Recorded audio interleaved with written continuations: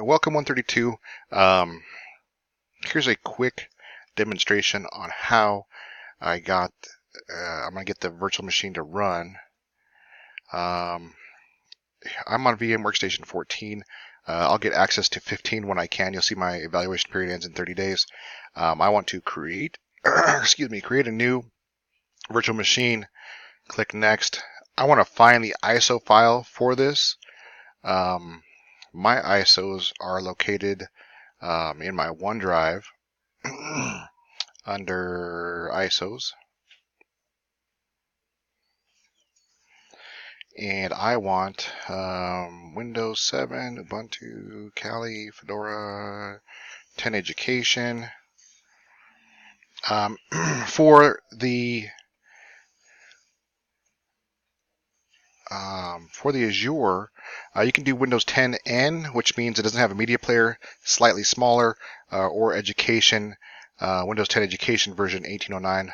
Both those are on the same update. They're just different, basically different windows. One's slightly lighter than the other.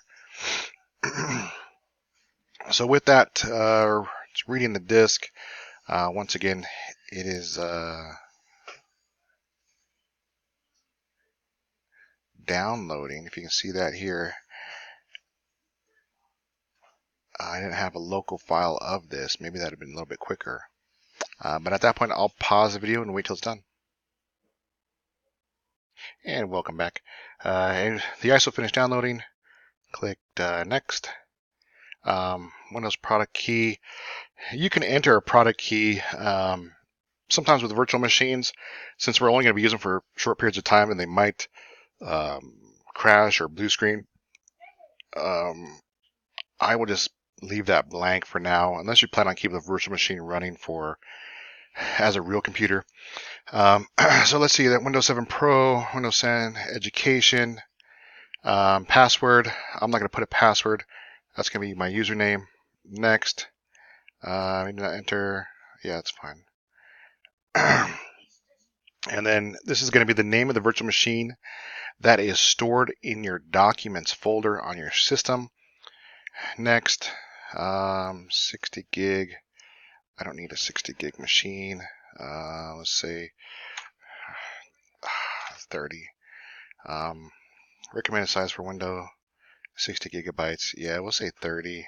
You could verify what the maximum need for Windows is, but we're not going to be storing a lot of material on this computer. Here's all the other stuff.